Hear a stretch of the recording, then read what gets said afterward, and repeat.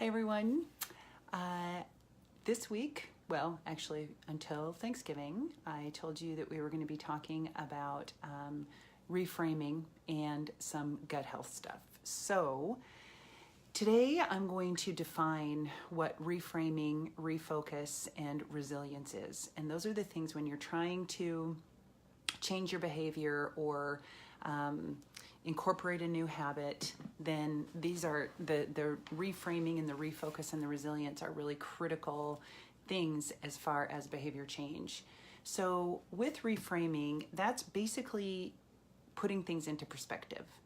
So an example might be that you had a very stressful day and you're really tired and you still have to do your workout, and so you're just thinking, I'm too tired, I've had such a hard day and still have to work out, and so there is just this negative feeling versus I've had a really hard day, I'm really stressed out, thank God I still have my workout to do because that's going to be a positive release of negative energy. So I've got something that is going to give me some energy because I'm so tired, and I've got something that's going to be able to release this negative energy because of the stress.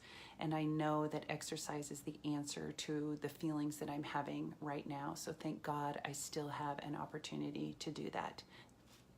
That's reframing. So you're basically taking you're taking a different perspective. You're looking at things in a different way. And so I had, with my cycle class this morning, I was talking to them a little bit about this. I try to, whatever the theme that I'm doing for the time, I try to carry it into all parts of the people that I'm in communication or in community with.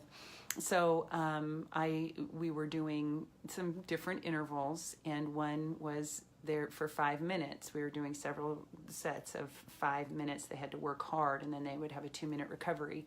Well, if you're working at your 5-minute intensity, you've got plenty of time to negotiate and to have negative thoughts, and I don't like this, and my butt hurts, and my legs are burning, and I'm gonna back off, I don't like this feeling. For whatever reason, you've got lots of opportunities versus if you're doing quick intervals, it's a little easier to get through. So I told them that they had to, every negative thought that came into their head, and that every single one of them I knew would, my dog is trying to get into something over there, every one of them would, they had to counter it with something positive. And so again, that's something that, gosh, this is so hard, and this level of resistance and going this fast is so hard for me. And rather than wanting to back off and allowing them to back off, then for them to think, thank God, I'm going to get better from this. If this is that challenging, my body is going to have to adapt to overcome. And that's what your body does, is it adapts to overcome challenges. That's just how you improve your fitness level. So to embrace the fact that they are working at a level that is going to change their body. And that's one of the things I do. I do reframing constantly in every one of my workouts. I reframe to some level. And I have so many things that I do. And honestly, the more bad situations you have to draw from, the better, because you appreciate so much more that you get to do this. The more you can relate cause and effect, and you really can't do that until you've been consistent with it. So reframing, again, is just putting it into a different perspective and taking a positive approach to it. The next one is refocusing. So after you're done your reframing, there's refocusing, and the refocusing component of this, it might be I need to get more connected with my why.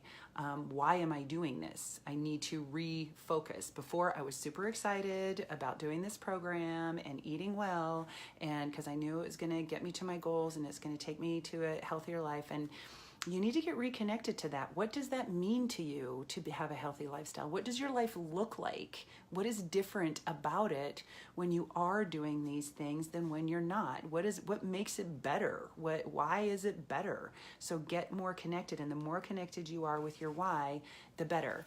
And then there's resilience. And resilience is when there's really no negotiating. I mean, you decided you were going to do this, and that's what you're going to do.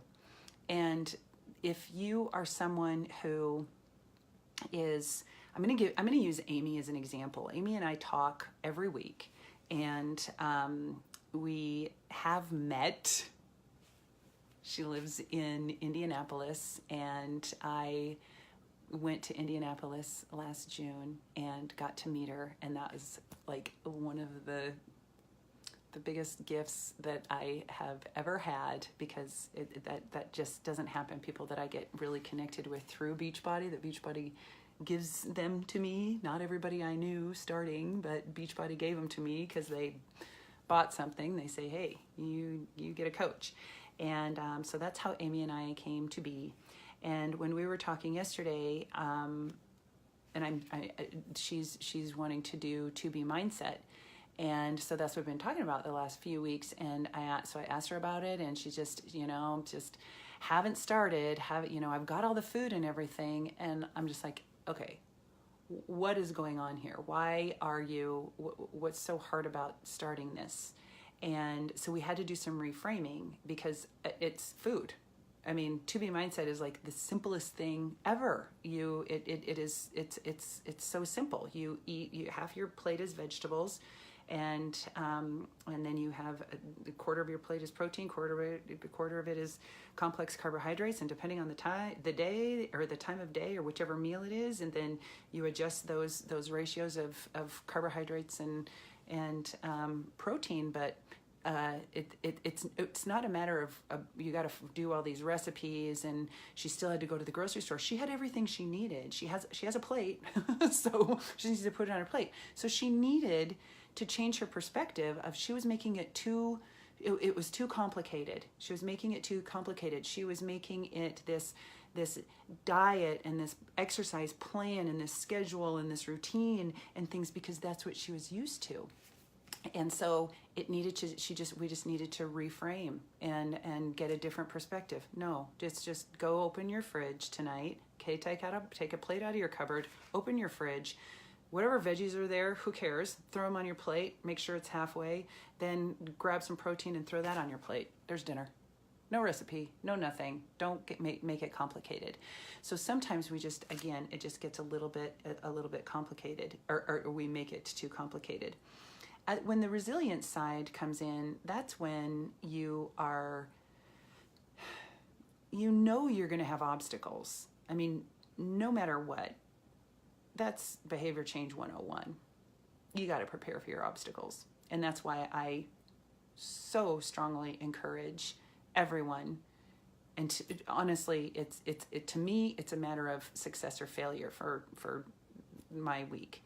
If I don't look ahead at my schedule changes every day, every single day of the week. It's different every week. I have some regular things, but what falls in between those other things, every week changes. So I have to look at my schedule so that I can plan and prepare.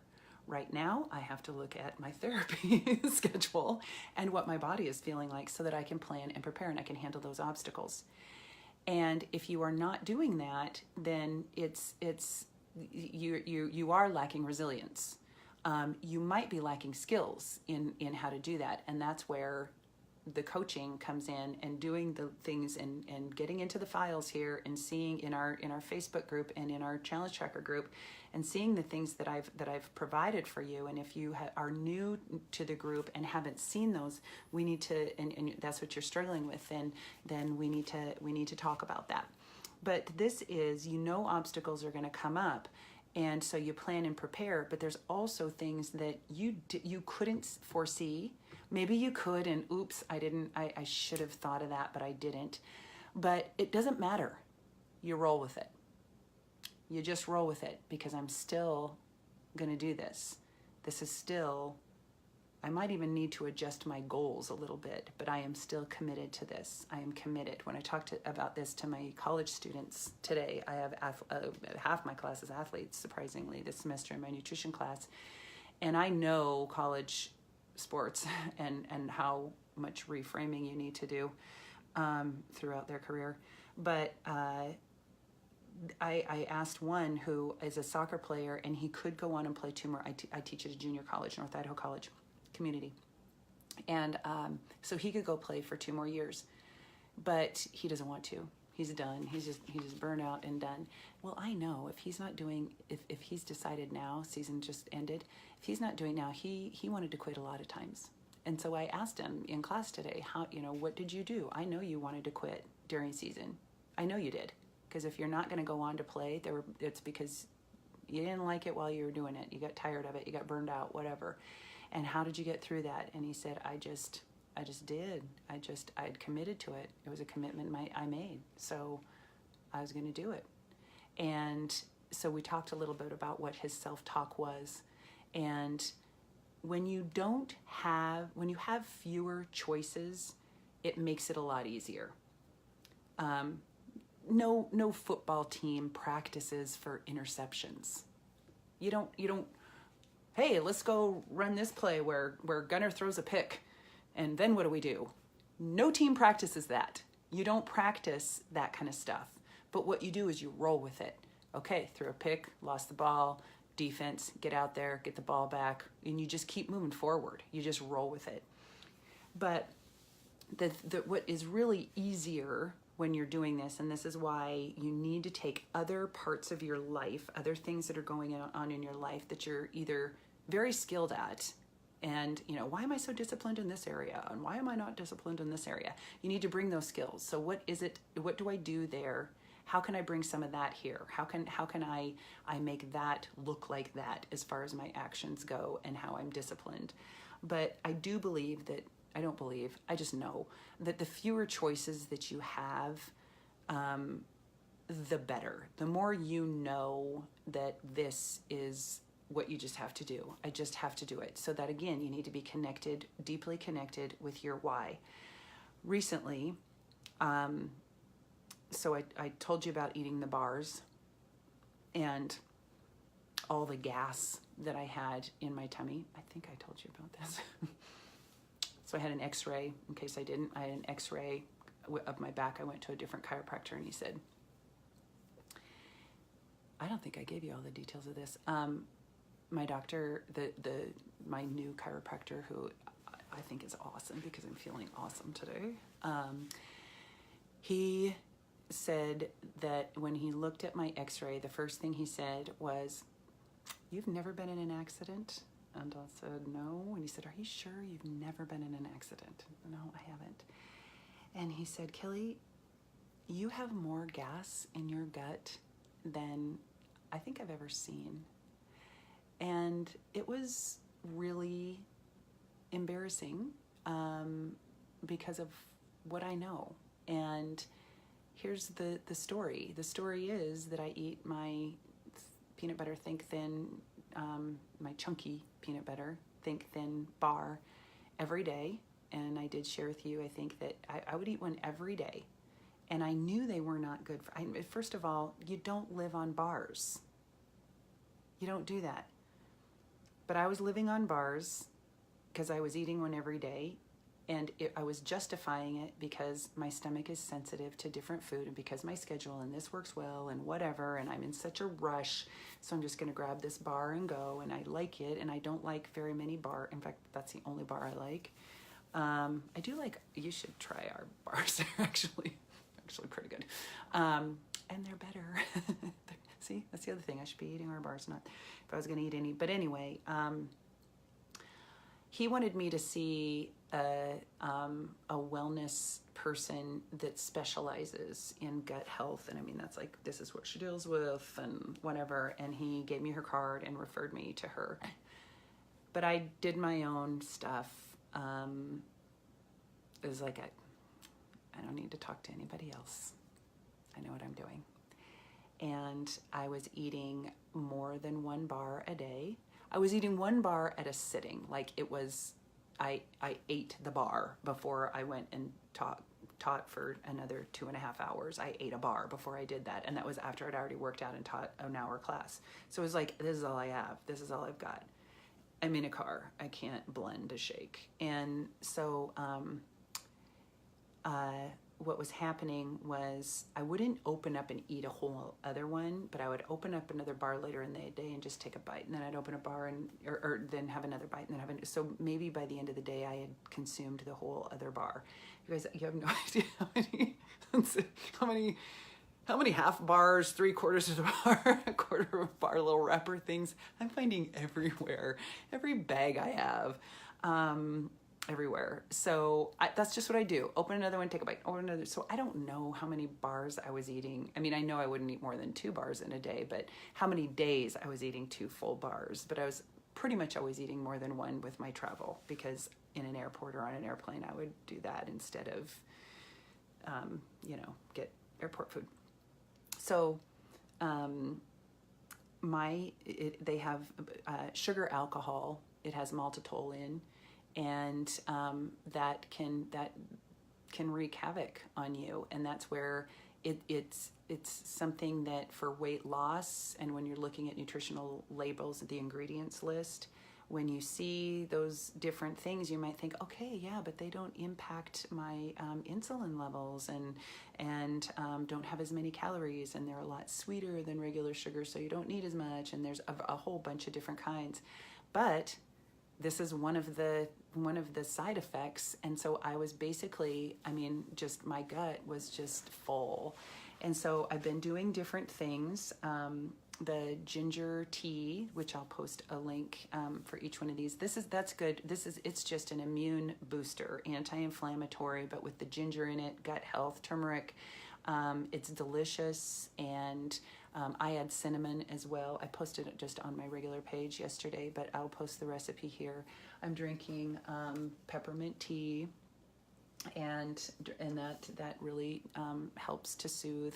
I could also be doing 2 tablespoons of organic apple cider vinegar in water before I eat a meal, and that will help aid. I don't feel really gassy when I'm eating. It was just like this. I was just like this. It was just pressure building up basically in me and kind of took over. So I am feeling a ton better. My body is really responding to therapy better than it ever has. So the thing is, with this reframing, refocus, resilience, I have known that it was not good for me to eat a bar for a long time, eat a bar every day for a long time. It's just not good. And if a healthy person doesn't do that, and I know that, and I consider myself a healthy person. So I was justifying it. Multiple times over the past year, when I'm recognizing this, and wondering if maybe kind of some of the stuff that was going on with my tummy was because of that, thought, okay, I'm just not gonna, I need to cut these out. I need to not eat as many, but I would never do it. It was just, I knew, but just today, and it's gotta be something else that's bugging me. And I just kept justifying it and justifying it and justifying it. As soon as I see on the x-ray, I know, cause he didn't know, I knew.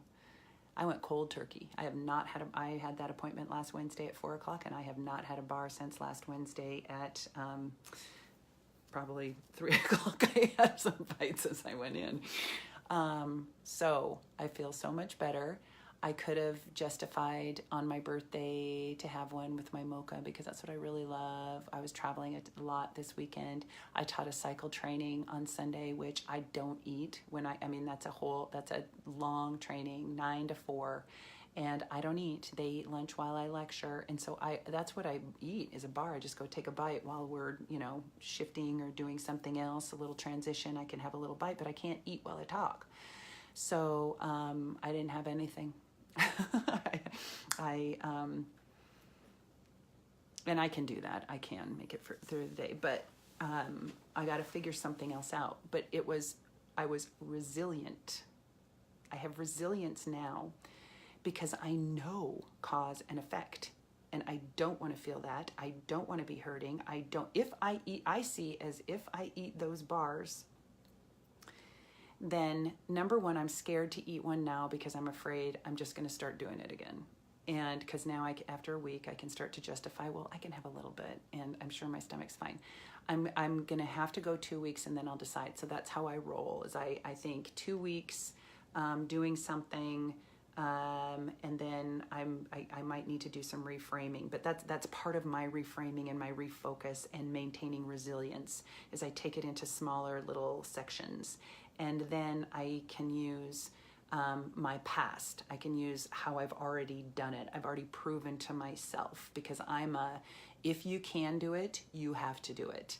So when I first started running further, I hated running, hated it. I was in college, and okay, if I'm going to go 3 miles today, and if I prove to myself I can do 3 miles, then I don't ever have to do it again. Next day I went out for a run. I can't dumb down. I can't backslide. I know I can run 3 miles. I need to run 3 miles. If that's what I can do, then that's what I can do.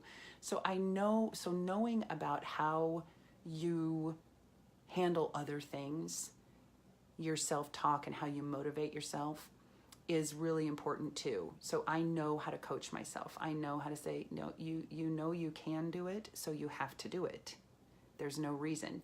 Having fewer, now I feel like I have fewer choices, because before I could justify, maybe it's something else that's bugging me. I can't see how this little bit could be that bad. And it was the compound effect. So by having something that you see, it makes it way easier, especially when it's something you feel. It makes it so easier. But here's what has happened, that the other thing, as far as how you can reframe and put things into perspective, and the refocus side of it, is that the bar I eat is 240 calories. So that's 240 calories fewer that I will be consuming in a day, at least. I mean, those other bites that I'm getting through. So there is a deficit there. I also would eat it along with a mocha. When I would eat the bar, I eat it along with the mocha when I would eat the whole, not when I would just take like little bites here and there. And I just love that. I loved and I know Suzanne Gallis can totally relate, because she likes something with her coffee in the morning. So that was me. And I did it after a workout to justify chocolate milk. I'd get a double tall non-fat 1 pump mocha after a workout. Chocolate milk, I call the rookie poor man recovery drink, because chocolate milk is a good recovery drink. Not the best you can do, but it's a start. And caffeine enhances your body's uptake of carbohydrates. So I'm thinking, throw a shot of espresso in there, throw 2 in. I'm golden. I'm enhancing this uptake of glucose.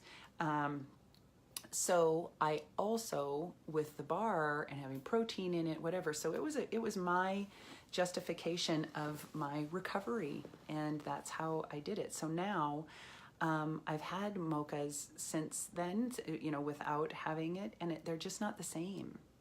So here I am helping my gut, consuming fewer calories with the bar, saving money, because I don't think I'm going to be drinking mochas as often. I mean, I still like them. I don't like them as much by themselves. So I'm going to be saving money as well, and my gut is going to be getting healthier. So sometimes the reframing, you have to look at not just the action that you're doing, but what are all the other things that are going to become available to you or happen to you just because of this one little action, this one little decision that you made, one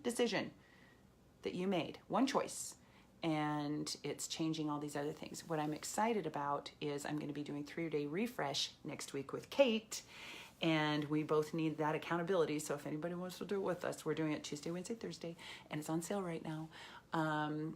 So all of our challenge packs are actually, so you should know that. I should tell you. But we're going to do 3-day refresh. I'm fine with doing 3-day refresh now, because you know what? Before, I always hesitated to do it because I'm thinking, I don't get to have my bar if I do 3-day refresh. I don't care now. I'm good without my bar. I'm fine. So 3-day refresh, I'll do it. And I actually like 3-day refresh. Plus, I'm more excited because that is going to be the final little for my gut and what's going on. And I'm going to be golden there.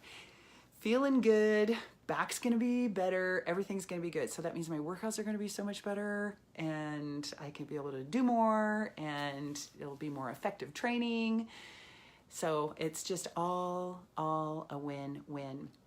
So think about how your actions now might, you're proving to yourself that you can do it. You're establishing some ground, some stuff that this is me. This is who I am now.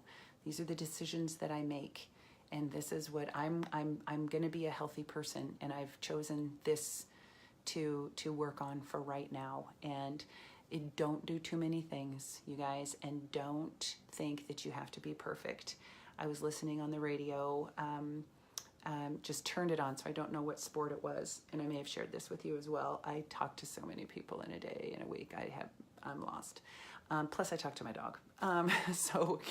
I turned on the radio, wasn't sure what sport it was, but it was a guy talking about the Bible study that he was doing, and one of the guys in this Bible study, this whatever they were reading, was about a guy who was trying out for this team, like an elite or professional team, and he wanted to get an invite to try out for this team, and so that was his goal. That was he was working for it, and he worked hard, and he's committed to all this stuff, and really put off a lot of stuff in his life, and to be able to do this, got the invite, got the tryout, and didn't make it. And he said, I have never worked as hard for success as I did for failure. And I have never learned as much working for success as I did for failure. So that's where, if you're dialed in and doing things well, you find, you're ready to move on. You're ready to move on to something else. But if you're feeling overwhelmed, you need to refocus. You chose too many things. So pick the one or two things that you think are going to have the most impact right now, and they might be the smallest things, because you need to build that confidence. And just remember that you don't have to be that much better. 1%. Are you 1% better than you were yesterday? Did you do one more push-up? Did you go for 1 more minute or 2 more minutes? Did you eat 4 cookies instead of 5? I mean, it's really that simple. Is there progress here? Doesn't have to be big, but is there progress? And start to build on that. Okay, I know this is long, but this is our training, this is our learning, and this is where questions should be coming, and messages if it's something like, if you want me to talk about something else, if you want more information on this, if you would like to have a conversation with me. One of the things that Amy is doing with her refocus, by using her skills in other areas, I know that she is a note taker and a list maker. When we first started talking, she'd have her notebook there, and she just went through a new training thing at work, and I knew that probably in her manual she had little notes that she put things in her own words, and she said, yes, I did. So what is helpful for her is what we're working on this week, is that she is with her reframing, because she's stressed out at work. And when things happen at work, she does tend to have more negative self-talk. So she is going to be reframing all of those things, and she's going to write it down. Like, I was thinking this, and I turned it around. This was my positive spin on it. This is how I changed it. I'm really tired. I'm really stressed. I still have to work out. Oh, good. I get to work out today. I'm don't know what I'm going to have for dinner. Oh, thank God I don't have to worry about it, because I've got veggies and protein. I'm good. And so not to complicate things, but to make it simpler. So she's going to be doing that, but then when she gets stuck on something, then she is going to text me or write it down, and so we need to address it right away. So that's the thing, that use the other areas of your life where you're good and see how you can apply them. If you're not really sure, again, that's where in my other world from you. That's what I do for a living. So I can help you with that. Okay. And as a group, this is where the group and in the engagement and helping each other, because we've all been places and it's about sharing. It's about giving away your talents. Give away your talents. Share them with other people. Okay, have a great night. Sorry I look like complete garbage, but oh well. Goodbye.